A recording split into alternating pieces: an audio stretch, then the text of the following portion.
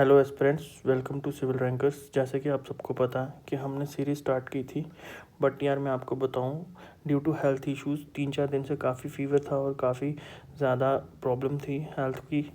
इस वजह से मैं वीडियो अपलोड नहीं कर पाया, बट अब भी थोड़ी है, बट फिर भी टाइम कम होने के कारण मैं अब वीडियो अपलोड कर रहा हूँ, रिज्यूम कर रहा हूँ। और अब होप कि अब आगे ज़्यादा ख़राब ना हो, बट फिर भी मैं अपनी तरफ से 100% दूंगा। और बाकी आपका कहीं स्टडीज़ ख़राब ना हो तो उसके लिए हम कंटिन्यू रहेंगे। और दूसरा कि बच्चे कह रहे हैं नोट्स के लिए मैं आपको कल एक वीडियो आएगी, उसमें मैं आपको नोट्स का बताऊंगा। और एक चीज़ मैं बताऊंगा, मैं अभी बता देता हूँ, जो मेरे नोट्स हैं हैंड रिटन नोट्स हैं और बहुत मिनिमलिस्ट उसमें मतलब मटेरियल है और पूरा टू द पॉइंट है। इसमें ऐसा नहीं है कि कोई एक्स्ट्रा या कुछ, ठीक है। और वो नोट्स अगर आप करके रिवाइज करके अच्छे से चले जाते हो, आई एम 110% श्योर कि आपकी सिलेक्शन ओके है। बस आपको वो ही नोट्स आपको पढ़ के और रिवीजन करके जाने हैं, ठीक है। कुछ टॉपिक्स हैं जो इम्पोर्टेंट है, वो तो है ही हैं, और कुछ टॉपिक जो एक्स्ट्रा होते हैं वो इसमें नहीं, ज़्यादा डीप में नहीं करा। जो अपने JKSSB के लिए ज़रूरत है उतना उस नोट्स में होंगे, ठीक है। तो चलो आज का टॉपिक हम स्टार्ट करते हैं। लास्ट टाइम हमने जो किया था, हमने स्लैक वगैरह किया था, तो आज हम जो नया टॉपिक स्टार्ट करेंगे वो होगा हमारा क्रिटिकल पाथ, ठीक है। अब यहाँ पे क्या है, ये जो 3 पॉइंट है बहुत इंपॉर्टेंट पॉइंट है। कहता है जिस पाथ में मैक्सिमम डेज लगे वो क्रिटिकल पाथ, मैक्सिमम डेज, सबसे ज़्यादा दिन लगे जिस पे, ठीक है। लॉन्गेस्ट पाथ इन नेटवर्क, ठीक है, सबसे ज़्यादा लंबा जो पाथ, लॉन्गेस्ट पाथ, ठीक है। एक चीज़ कंफ्यूज नहीं हो जाना, कहता है लॉन्गेस्ट पाथ है नेटवर्क में, बट शॉर्टेस्ट पाथ है जिससे सारे एक्टिविटीज़ कवर हो जाए। अगर मैं बोला कि सभी एक्टिविटी, एक नेटवर्क डायग्राम है उसमें सभी एक्टिविटीज़ को कवर करना है, तो उसका एक, उसमें से शॉर्टेस्ट पाथ, सबसे छोटा पाथ रहेगा जिसमें से सारी एक्टिविटीज़ कवर हो जाएं। ये 2 पॉइंट है ना जो इसमें कन्फ्यूजन रहती है, और इसी में ही सिंपल क्वेश्चन होगा बट उधर लिखा जाएगा कि जिसमें सारे एक्टिविटीज़ कवर हों, उस वो होता है शॉर्टेस्ट पाथ उसका, ठीक है। तो लॉन्गेस्ट पाथ ऐसे नेटवर्क में नॉर्मली देखा जाए तो ये लॉन्गेस्ट पाथ, ठीक है। कंज्यूम मैक्सिमम रिसोर्स, ये भी इंपॉर्टेंट है, तीनों बहुत इंपॉर्टेंट है। सबसे ज़्यादा रिसोर्स, टाइम और मैन मटेरियल, सबसे ज़्यादा ये सब कंज्यूम करता है, ठीक है। कौन सा? Critical path. अब एक चीज़ और, event on a critical path will have zero और मिनिमम स्लैक। जीरो एक पॉइंट और दूसरा पॉइंट है मिनिमम।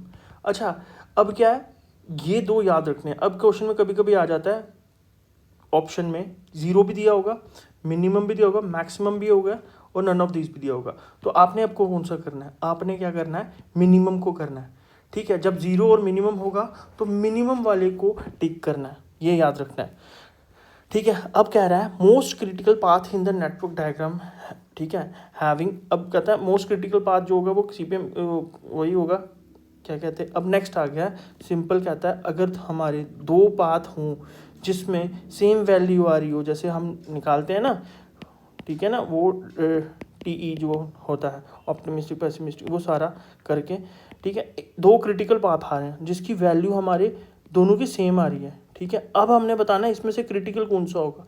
इसके लिए हमने क्या करना है, अब 2 पाथ का सेम वैल्यू आ रही है, देयरफॉर इसमें सॉरी, इससे जिसका वेरिएंस या स्टैंडर्ड डेविएशन ज़्यादा वही क्रिटिकल, ठीक है। अब बताना है जब 2 वैल्यू सेम आ जाएंगी, अब उसमें क्रिटिकल पाथ कौन सा होगा, वो होगा जिसकी जो वेरिएंस या फिर स्टैंडर्ड डेविएशन जो है वो ज़्यादा होगा। अब स्टैंडर्ड डेविएशन और वेरिएंस कैसे निकालेंगे वो भी बताते हैं।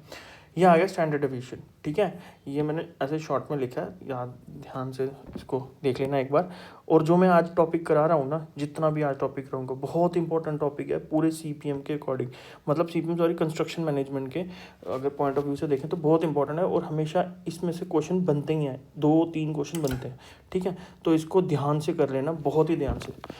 और अभी मैं बताता हूँ आपको स्टैंडर्ड डेविएशन। स्टैंडर्ड डेविएशन कैसे निकालते हैं हम, सिग्मा से इसको डिनोट करते हैं, और इसको निकालने का है पेसिमिस्टिक माइनस ऑप्टिमिस्टिक अपॉन में 6, यह आ जाएगा आपका स्टैंडर्ड डेविएशन। और वेरिएंस आ जाएगा इसी को हमने स्क्वायर कर देने, यानी कि स्टैंडर्ड डेविएशन का स्क्वायर, ठीक है। ये वेरिएंस आ जाएगा, याद रखना इन चीज़ों को, ठीक है, ये इंपॉर्टेंट है। अब नेक्स्ट करता हूँ। अब कहता है greater the variance greater the uncertainty. अब देखो ये भी है, वैसे एक और चीज़ है वो मैं आपको बताता हूँ क्या है। ऐसे क्वेश्चन आया हुआ है। ये जो क्वेश्चन है ना, ये वाला क्वेश्चन, ये क्वेश्चन आया था लास्ट टाइम हमारे 2023 के जो 855 पोस्ट थी उसमें आया था। कहता है द टाइम एस्टिमेट जो है दिए हुए हैं उसने 1, 2 और 3, ऑप्टिमिस्टिक, पेसिमिस्टिक और मोस्ट लाइकली। कहता है अब इसमें बताओ which of the contractor is more certain about the completing the work. More certain मतलब कहता है कि सर्टेन वो ज़्यादा मतलब डेडिकेटेड है कि अगर हमने मतलब एक कॉन्ट्रैक्ट PQRS है तो इनमें से कौन सा ज़्यादा डेडिकेटेड है कि हमारा जो उसने प्रोजेक्ट लिया होगा वो एक्सपेक्टेड टाइम पे मतलब ख़त्म करे, ठीक है, ज़्यादा सीरियस, ठीक है। तो वो निकालने के लिए अब हमने क्या करना है, इसका स्टैंडर्ड डेविएशन निकालना है हर एक का, ठीक है। स्टैंडर्ड डेविएशन निकालना है हमने। अब जैसे P का हम स्टैंडर्ड डेविएशन निकालेंगे कैसे, अब इसमें क्या है, ऑप्टिमिस्टिक और पेसिमिस्टिक वाला लगाना है, और मोस्ट लाइकली का तो ज़रूरत नहीं है, ठीक है।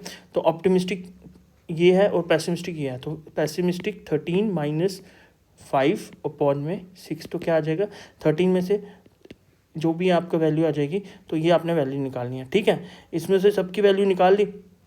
ऐसे यहाँ पे अगर मैं कराऊंगा वीडियो बहुत लंबी हो जाएगी, तो इसमें से क्या आएगा, आपको वैल्यू सबकी निकालनी है, और जिसकी वैल्यू सबसे कम, ठीक है, जिसकी वैल्यू सबसे कम उसका सबसे ज़्यादा सर्टेन वो है, ठीक है, जिसकी वैल्यू सबसे कम। तो कह रहा है अगर स्टैंडर्ड डेविएशन, इसको मैं अगर लिखूं, standard deviation sigma is inversely proportional to certainty. बहुत इंपॉर्टेंट है ये, ठीक है। सिंपल सी चीज़ है, बस याद रखने वाली, बट काम वाली बहुत है। कहता है जब सिग्मा की वैल्यू जितनी कम उतनी ज़्यादा सर्टेन है, सर्टेनिटी आएगी, ठीक है। तो जो सबसे कम वैल्यू देगा सिग्मा की वो सबसे ज़्यादा सर्टेन होगा अपने काम को लेके, ठीक है। याद रखना ये बहुत इंपॉर्टेंट है, ये लास्ट टाइम आया हुआ है, ठीक है, आ सकता है। अब कभी कभी वेरिएंस के ऊपर देखो, वेरिएंस निकालने का, वेरिएंस से भी, वेरिएंस से डायरेक्टली अनसर्टेनिटी, तो मतलब जितना ज़्यादा वेरिएंस आएगा उतना अनसर्टेन होगा। तो सेम चीज़ है, वेरिएंस में भी यही सेम है। अगर मैं इसको यहाँ पे इसका वेरिएंस इसको स्केयर कर दूँ तो वो सेम चीज़ बन जाती है। तो वेरिएंस का ये हो जाएगा कि हमें इसका पहले सर्टेन वही इसका ये निकालना, स्टैंडर्ड डेविएशन निकालना, फिर इसको स्केयर करना है। तो वो थोड़ा लंबा प्रोसेस है, क्यों ना हम इससे ही कर लें, ठीक है, सेम चीज़ है। अब क्या आता है नेक्स्ट, CPM, ठीक है, एक्टिविटी ओरिएंटेड, ये आपको पता है, ठीक है। फिर आता है मोर डिटर्मिनिस्टिक एज नो अनसर्टेनिटी, ये ज़्यादा डिटर्मिनिस्टिक है एज कम्पेयर टू PERT, ठीक है, ठीक है। PERT आपको मैं फिर से याद करा दूँ, PERT एक क्वेश्चन बड़ी बार आया है, मैंने बहुत बार देखा क्वेश्चन, लास्ट टाइम एग्जाम में आता है कि जो हम रिसर्च वर्क के लिए यूज़ करते हैं वो कौन सा करते हैं, वो हम करते हैं PERT, क्योंकि इसमें ये हाईली अनसर्टेन है। मतलब अनसर्टेन मतलब पता नहीं रहता कि प्रोजेक्ट इसका रिजल्ट आएगा कब आएगा, कैसा आएगा, पॉजिटिव नेगेटिव कितना, वो नहीं पता रहता, ठीक है। इसमें ये 4 तरीके के टाइम है, ठीक है। अर्ली स्टार्ट टाइम कहता है किसी भी एक्टिविटी को कितना जल्दी से जल्दी स्टार्ट कर सकते हैं, ठीक है, कितनी जल्दी से जल्दी किसी एक्टिविटी को हम स्टार्ट कर सकते हैं, TES ऐसे शो करते हैं, अर्लीस्ट स्टार्ट टाइम, ठीक है। तो इस तरीके से होता है, ये बाद में आता हूँ इस पर मैं। फिर कहता है अर्लीस्ट फिनिश टाइम, कोई भी एक्टिविटी को कितनी जल्दी ख़त्म करें, एंड करें मतलब ख़त्म करें, कर सकते हैं, जितनी जल्दी, ऑब्वियसली कितनी जल्दी ख़त्म कर सकते हैं किसी एक्टिविटी को, जितनी जल्दी हम ख़त्म करेंगे उतनी जल्दी, तो जितनी जल्दी शुरू करेंगे, स्टार्ट होगा किसी एक्टिविटी को, उतनी जल्दी तो ख़त्म होगा वो, ठीक है ना। जल्दी अगर स्टार्ट करेंगे जल्दी ख़त्म हो जाएगा, वैसे सिंपल सी बात है, ठीक है। इसमें ज़्यादा नहीं घुसना, बहुत कन्फ्यूजन सी बात हो जाएगी ये। तो इसमें जो मेन है वो आपको मैं आगे बताऊँगा, ठीक है। होता क्या है अभी बस ऐसे थोड़ा बहुत समझ जाओ, ठीक है।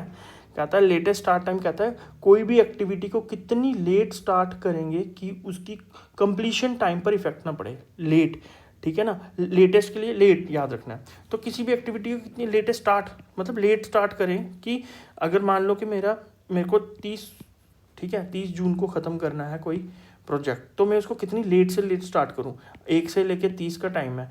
मैं मान लेता हूं कि मेरे पास ना टाइम है क्या, 3 तारीख तक मैं अगर इसको स्टार्ट कर देता हूँ तो मेरे को इफेक्ट नहीं पड़ेगा, मैं 30 को ख़त्म कर दूंगा 2 तक। अगर मैं 4 की जगह कर दूं तो भाई इस पर इफेक्ट होना स्टार्ट हो जाएगा, ठीक है। तो वो लेट टू लेट, ठीक है। लेटेस्ट फिनिश टाइम इसका ही ऑपोजिट है, ठीक है। अब यार इसको सिंपल सी बात करना है, ये जो चीज़ है ना बहुत इंपॉर्टेंट है और ये क्वेश्चन में आई है, पता भी नहीं चलेगा वहाँ पे कि क्या है, ठीक। इसको कैसे डिनोट करते हैं, अर्लीस्ट फिनिश टाइम, इसको सबसे पहले डिनोट करते हैं ट्राइंगल से, और latest finish time, earliest finish time याद रखना फिनिश, दो टाइम है फिनिश के, एक अर्लीस्ट एक लेटेस्ट, ठीक है, ये अर्लीस्ट है, ठीक है, ये लेटेस्ट है, फिनिश ही है, ठीक है, तो अर्लीस्ट में ट्राइंगल, ठीक है, तो लेटेस्ट में सॉरी अर्लीस्ट में रेक्टेंगल और लेटेस्ट में ट्रायंगल, ठीक है। अब क्वेश्चन आएगा, ये क्या है, सर्कल के outside of the top right corner पे इसको डिनोट करते हैं। क्वेश्चन आया हुआ सिंपल कि अर्लीस्ट स्टार्ट टाइम कैसे और कहाँ डिनोट करते हैं, तो वो है करते किससे हैं, रेक्टेंगल से, और रेक्टेंगल कहाँ, on the top left corner, ठीक है ना, ठीक है, तो याद रखना है। अच्छा ये सिंपल है, ये भी आपको याद रखना है इसको। अब नेक्स्ट आ गया ये पॉइंट्स जो हैं, ये आपको छोटे से पॉइंट दिख रहे हैं, लेकिन ये इसमें सारा ये जो टॉपिक है इसका सब यहाँ पे है। आपको सिंपल यहाँ से स्टार्ट कराता हूँ। Probability of completion of project, probability कैसे निकालेंगे कि जो प्रोजेक्ट है वो कंप्लीट हो जाएगा उसका टाइम पे, तो इसको हमने निकालने के लिए प्रोबेबल डेज कितने, मतलब कितना हमने सोचा है कि इस दिन तक हमारा ख़त्म हो जाएगा, प्रोबेबल डेज हमने सोचा प्रोबेबल इतने के बीच में ख़त्म हो जाएगा, माइनस मैक्सिमम ड्यूरेशन, यानी कि क्रिटिकल ड्यूरेशन भी हम इसको कहेंगे, अपॉन स्टैंडर्ड डेविएशन। तो इससे हमारा होता था P small p minus x upon sigma, ठीक है, तो ये निकल जाएगा आपका probability of completion of project. अब ये क्वेश्चन आया भी हुआ है, ठीक है, तो ये क्वेश्चन आया हुआ है प्रोबेबिलिटी फैक्टर। तो प्रोबेबिलिटी फैक्टर जो है इसको कैसे निकालेंगे, शेड्यूल टाइम, ठीक है ना, जो हमने शेड्यूल किया था, शेड्यूल टाइम माइनस अर्लीस्ट, ठीक है, expected time, earliest expected time, schedule time minus earliest expected time upon standard deviation यानी कि सिग्मा, ठीक है, याद रखना है इसको। तो ये आपका आ जाएगा क्या, प्रोबेबिलिटी फैक्टर। पहले ये क्वेश्चन आया हुआ प्रोबेबिलिटी फैक्टर का, ठीक है, अब ये आ सकता है probability of completion of project. तो ये ऐसे निकालना है, ये ऐसे निकालना है, बहुत इंपॉर्टेंट है। अच्छा ये एक सिंपल सी ट्रिक है, ठीक है, ट्रिक कैसे याद रखनी है मैं आपको बताता हूँ। एक सिंपल सी चीज़ कहता है, ठीक है, कहता है कि सबसे पहले हमने लेना है earliest start time, earliest finish time यहाँ पे ले लेना है, फिर latest start time, latest finish time, याद रखना है, स्टार्ट यहाँ से हो रहा है एंड यहाँ पे होगा अर्लीस्ट, लेटेस्ट और लेटेस्ट फिनिश, ठीक है, ये याद रखना है। बीच में क्या है, ये हमेशा, ये बहुत इंपॉर्टेंट चीज़ है, ये भूलनी नहीं है। बीच में आपने ड्यूरेशन, ठीक है, डी मैंने मान लिया ड्यूरेशन, ठीक है, 5 है यहाँ पे बीच में डी है। अब आपको क्या करना है, आपको जब आप यहाँ से एरो मारोगे इस तरीके से क्रॉस करोगे, यहाँ से जाते जाओगे, ठीक है, यहाँ से जाते जाओगे तो आपका क्या आ जाएगा, ये जो है ये यहाँ से ऐसे करोगे तो क्या आ जाएगा, LF minus duration minus ES, ठीक है ना। तो एरो ऐसे, अगर ऐसे जाएगा, इस साइड से ऐसे जाएगा तो ये आ जाएगा फ्लोट, कौन सा, टोटल फ्लोट, इसको टोटल फ्लोट बोलेंगे। Total float is equal to, अगर मैं लिखूं टोटल फ्लोट इक्वल टू किसका, सबसे पहले मैं अभी आपको फ्लोट ही बता देता हूँ यार, फ्लोट है क्या, ठीक है, फ्लोट है टाइम अवेलेबल, ये भी बोलते हैं हम, टाइम अवेलेबल भी बोलते हैं, ठीक है ना। तो टाइम जब होगा वो नेगेटिव में हो नहीं सकता, ठीक है, टाइम अवेलेबल इसको फ्लोट बोलेंगे। क्वेश्चन में आया हुआ है सिंपल, टाइम अवेलेबल इसको फ्लोट बोलेंगे। एक और चीज़ है फ्लोट, क्या होता है, ये फ्लोट ये भी है, ठीक है। फ्लोट कहता है time by which starting and finishing of an activity can be delayed, ठीक है, स्टार्ट और फिनिश मतलब finish off an activity can be delayed without affecting the project completion, project के कंप्लीशन को बिना इफेक्ट किए जो स्टार्टिंग और उसकी एंडिंग कितनी हम डिले कर सकते हैं। फ्लोट जो है वो एक्टिविटी ओरिएंटेड है, ये क्वेश्चन भी आया, FLOA से याद रखना, एक्टिविटी याद है, ठीक है ना। तो ये भी है इसका एक डेफिनेशन, और कुछ क्वेश्चंस में कभी कभी ये भी आपके पास आई है, टाइम अवेलेबल सिंपल, ठीक है, कान नेगेटिव, ये तो अभी याद है। तो सिंपल सा क्या है, इसमें आ जाता है ये 3, 1 2 और 3, ठीक है, एक और आता है 4th, बाकी भी आए हैं बट हमने ये मेन 3 है, क्या है, टोटल फ्लोट, फ्री फ्लोट और इंडिपेंडेंट फ्लोट। अब इसके कैसे निकालना है ये मैंने यहाँ से आपको बताया, ठीक है, ES EF LS LF बीच में ड्यूरेशन, ठीक है। अब ये बीच से जाएंगे, ऐसे अगर लाइन जाएगी तो ये आ जाएगा टोटल फ्लोट, क्या टोटल फ्लोट आ जाएगा, total float equals to LF minus duration minus ES, ठीक है, याद रखना, ये आ जाएगा आपके पास क्या, ये आ जाएगा आपका टोटल फ्लोट। अच्छा फिर आ जाएगा, नेक्स्ट आ जाएगा आपका ये, ठीक है, इधर से जानी है ऐसे, इस साइड एरो, ठीक है। यहाँ से ऐसे गया था एरो, यहाँ से ऐसे गया था एरो, याद रखना। अब यहाँ से जब ऐसे जाएगा एरो तो क्या निकलेगा मेरा, जब यहाँ से जाएगा तो आपने निकालना है क्या निकलेगा, ये वो आपका इंडिपेंडेंट फ्लोट, ठीक है। इंडिपेंडेंट फ्लोट कहता है कि इंडिपेंडेंट फ्लोट को कैसे आ जाएगा, इंडिपेंडेंट फ्लोट इक्वल टू ये आ जाएगा ना पहले, ई F minus duration minus L S let start, ठीक है ना, ये आ जाएगा इंडिपेंडेंट फ्लोट। अच्छा ये आ गया, ये आ गया। अब आया फ्री फ्लोट। फ्री फ्लोट क्या होता है, फ्री फ्लोट होता है इसको अब ये ऐसे हो गया, ऐसे हो गया, अब बचा ये वाला, इसको ऐसे करना है, एरो ऐसे बनाना है, ठीक है, ऐसे यहाँ से ऐसे होते हुए ऐसे, ठीक है, इसको बोलेंगे फ्री फ्लोट। फ्री फ्लोट कैसे, अब यहाँ से क्या चलेंगे, फ्री फ्लोट इक्वल्स टू मैंने ई F minus duration minus E S, ठीक है, ये आ जाएगा फ्री फ्लोट। तो पता चल गया। अच्छा ये हो गया, ये हो गया, ठीक है, ऐसे ऐसे फिर ऐसे, ये हो गया। अब ये भी तो है, ये वाले एरो, ये दो, ठीक है। अब इससे क्या हो जाएगा, यहाँ से ऊपर, यहाँ से भी ऊपर। अच्छा ये क्या है, इसको हम बोलेंगे टेल स्टैक। टेल स्टैक जो पीछे है, आपको मैंने टेल और हेड बताया था, ठीक है ना, ये टेल हो जाएगा, ये हेड हो जाएगा। तो इस जो पीछे वाली साइड आ जाता है वो टेल स्टैक और हेड स्टैक, ठीक है। अब एक चीज़ और मैं बताता हूँ, सिंपल सी याद रखना, क्वेश्चन में आया व्हाट इज़ फ्री फ्लोट, मुझे पता है आपने क्या करना है, वहाँ पे क्वेश्चन में देखना, अच्छा यही बनाना है, यहाँ से एल एफ, अच्छा L F minus E F E S, ठीक है ना, latest finish minus early start is total float, आपने करके आ जाना टोटल फ्लोट का उधर मार्क, ये हो जाएगा गलत, ठीक है। क्यों, क्योंकि ये वाला फॉर्मूला जो है ये तभी लगेगा जब बीच में ड्यूरेशन होगी, ठीक है, ड्यूरेशन होगी तब लगेगा, ठीक है। अब अगर ड्यूरेशन नहीं है, मतलब अगर तो उसमें ऐसे लिखा होगा कि L F minus duration minus E S, ठीक है, तो ये ऐसे ऑप्शन में, एक ऑप्शन में ऐसे दिया हो तो उसको करना है। अगर ड्यूरेशन का नाम नहीं है तो फिर क्या करना, तो आपने ये भी टोटल फ्लोट होता है, ये भी टोटल फ्लोट होता है, L S minus E S या L F minus E F, ठीक है, इसको इन दोनों को टोटल फ्लोट कहा गया, ठीक है, हेड और टेल स्टैक को, ठीक है, याद रखना। ये इसका बहुत कम कन्फ्यूजन होती है। अब यहाँ पे आ जाते हैं वही, अब छोटी छोटी चीज़ें, बहुत इंपॉर्टेंट चीज़ें हैं। Float and its types, float time available बता दिया, ये न्यूमेरिकल में आया हो सीधे सीधे। टोटल फ्लोट कहता है L F minus duration minus E S, maximum time available, ठीक है। अब टोटल फ्लोट को क्या कहते हैं, मैक्सिमम टाइम अवेलेबल, ये भी आया वो टोटल फ्लोट का मैक्सिमम टाइम, याद रखना है टोटल फ्लोट में सारे प्लस हो रहे हैं ना, टोटल है, सबका टोटल है, तो वो मैक्सिमम टाइम में होगा, ठीक है। ये देखो मैंने लिखा है यहाँ पे only when duration is given, तब ये वाला फॉर्मूला लगाने हैं, ठीक है। फिर कहता है फ्री फ्लोट। अच्छा अब टोटल फ्लोट में ये जो चीज़ है ना, इसका क्या मतलब है, ये वाले, इसका क्या मतलब है, इसका बहुत इंपॉर्टेंट मतलब है, इसको याद रखें, इफेक्ट ऑल द एक्टिविटीज़।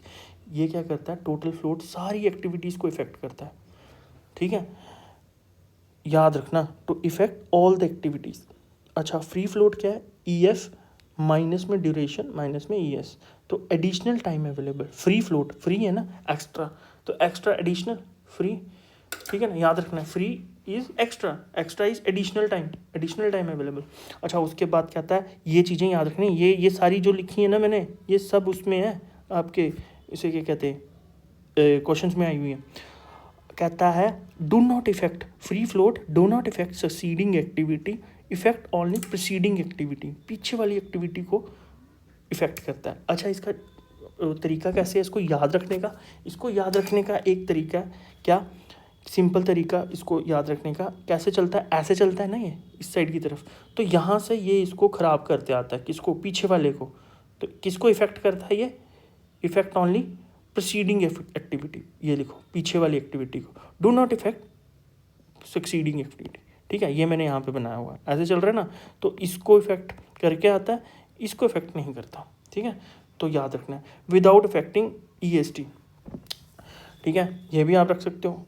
अब आपके पास नेक्स्ट आ गया इंडिपेंडेंट फ्लोट। इंडिपेंडेंट फ्लोट मैंने आपको बताया कैसे, E F D F duration minus L S, ठीक है। अब ये क्या कहता है, ये क्या कहता है, ना ही ये प्रीसीडिंग एक्टिविटी ना ही ये सक्सीडिंग एक्टिविटी को इफेक्ट करता, इंडिपेंडेंट है भाई, ये इंडिपेंडेंट है, ये किसी को इफेक्ट नहीं करता, ये अपने चलता, ठीक है, ये किसी को इफेक्ट नहीं करेगा। तो ये आ जाएगा आपका इंडिपेंडेंट फ्लोट, याद रखना ये क्वेश्चन आया है। अब आ गया फॉर क्रिटिकल एक्टिविटी, ये क्वेश्चन भी इंपॉर्टेंट है। क्रिटिकल एक्टिविटी के लिए टोटल फ्लोट हमेशा 0 के इक्वल होगा, ठीक है, total float for critical activity 0 के लिए होगा, ठीक है। अच्छा, हेड स्टैक हो गया LF, ये देखो हेड स्टैक आ गया ये, तो LF माइनस EF, ठीक है। Tail slack LS minus EF, we can call it as a total float if duration is not given. हम इसको टोटल, दोनों को टोटल फ्लोट कह देंगे जब ड्यूरेशन नहीं दी होगी हमें, ठीक है, याद रखना इस चीज़ को। अब कहता है ये रिलेशनशिप, ये भी बहुत इंपॉर्टेंट रिलेशनशिप है, जिसको याद कैसे रखना है वो मैं बताता हूँ। आपने याद रखना है टोटल फ्लोट, टोटल फ्लोट में क्या आ जाएगा, इंडिपेंडेंट फ्लोट, टेल स्टैक और ये हेड स्टैक, इसको याद रखना। टोटल फ्लोट को इंडिपेंडेंट फ्लैट जब टेल स्टैक और हेड स्टैक दोनों को तीनों को प्लस करेंगे तो टोटल फ्लोट आ जाएगा।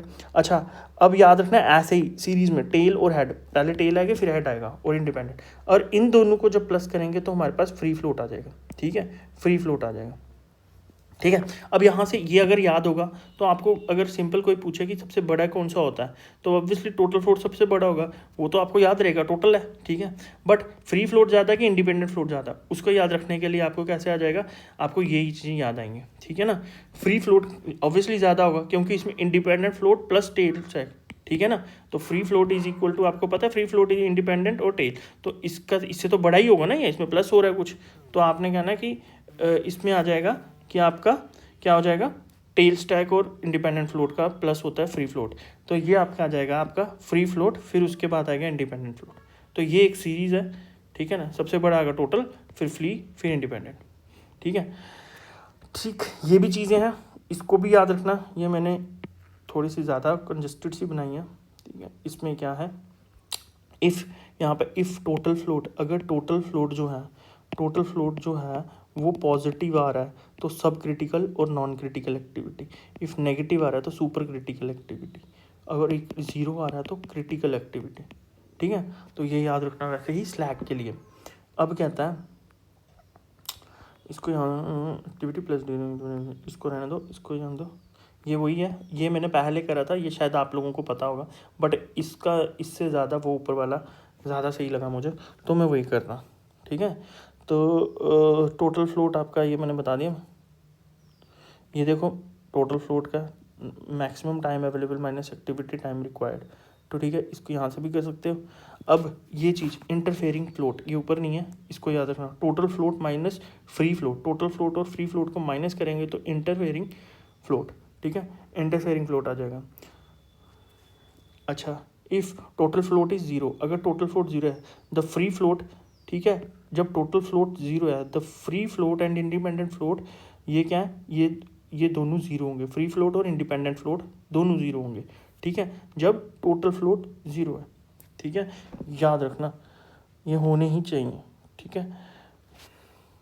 अब आ गया frequency distribution curve between time and, किसके बीच में फ्रीक्वेंसी डिस्ट्रीब्यूशन कर्व है, ये इंपॉर्टेंट चीज़ है, between time of completion and number of jobs, ठीक है, टाइम ऑफ कंप्लीशन टाइम और नंबर ऑफ जॉब्स के बीच में, टाइम यहाँ पे आ जाएगा और जॉब्स यहाँ पे आ जाएंगे, टाइम और जॉब के बीच में ये होता है कौन सा, फ्रीक्वेंसी डिस्ट्रीब्यूशन कर्व। अच्छा, इसमें 2 तरीके के आते हैं, नॉर्मल डिस्ट्रीब्यूशन कर्व, ठीक है, जिसको यूनी मॉडल कर्व भी कहेंगे, और बीटा डिस्ट्रीब्यूशन कर्व, ठीक है। बीटा डिस्ट्रीब्यूशन कर्व पर्ट में यूज़ होता है, याद रखना, ठीक है, पर्ट में कौन सा बीटा डिस्ट्रीब्यूशन कर्व यूज़ होता है। अच्छा, ये है, ठीक है, ये आपको कहीं ना कहीं देखा हुआ आपको, ठीक है, कैसे देखा है वो आपको पता होगा, ठीक है, ये गलत है, इस पर नहीं करना, ठीक है।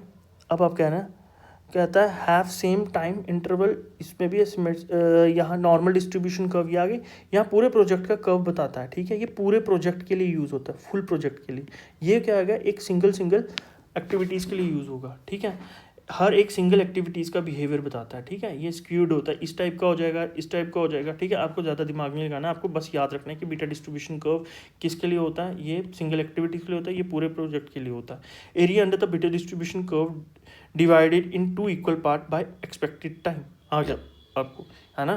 ऑप्टिमिस्टिक, पैसिमिस्टिक और एक्सपेक्टेड टाइम, ठीक है ना। तो ये कैसे दो हिस्सों में काट रहा है इसको, कौन काटता है, एक्सपेक्टेड टाइम, ठीक है। जो एक्सपेक्टेड टाइम का फॉर्मूला आपको पता ही है, ठीक है, time optimistic plus 4 time expected, sorry optimistic और 4 टाइम मोस्ट लाइकली, ठीक है, प्लस पैसिमिस्टिक अपॉन 6 करेंगे, ठीक है ना। ठीक है, ये एक फॉर्मूला आपने स्टार्टिंग में पढ़ा है।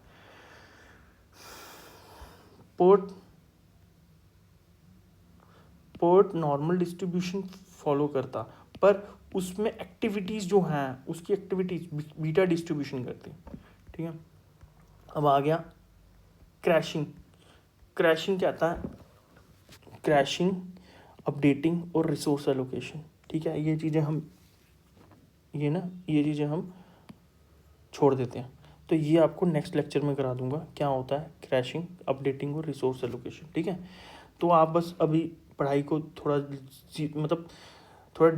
डिटेल में नहीं जाने की ज़रूरत है, अब टाइम नहीं है, आप इसको बस रिवीजन करते रहो और जो जो आ रहा है प्रैक्टिस करते रहो, ठीक है। जो सामने आ रहा है उसको प्रैक्टिस लगाओ, क्वेश्चन लगाओ, ठीक, और ऐसे चलता जाएगा। तो होप कि जल्दी से जल्दी हमारा कवर हो जाए, बट बीच में जो ये 4-5 दिन के गैप आ गया इसके लिए वेरी सॉरी, बट इसमें कुछ चीज़ें होती है जिसमें आपका हाथ नहीं होता, आप उसमें कुछ कर नहीं सकते, बट फिर भी हम पूरा ट्राई करेंगे कि हमें मैक्सिमम टू मैक्सिमम बेनिफिट मिले, ठीक है। All the very best for your exam, और अपनी प्रिपरेशन पूरी कंटिन्यू रखो, ज़ोर शोर से लगे रहो, दिन के 10 घंटे पढ़ो, 12 घंटे पढ़ो, कुछ दिन है भाई, ठीक है। उसके बाद तो आपको पता ही है लाइफ बिल्कुल चेंज ही होने वाली है अगर ये टाइम आपने अच्छे से निकाल दिया, ठीक है। अच्छे से अपना 200% देना है। ऑल द वेरी बेस्ट, ठीक है।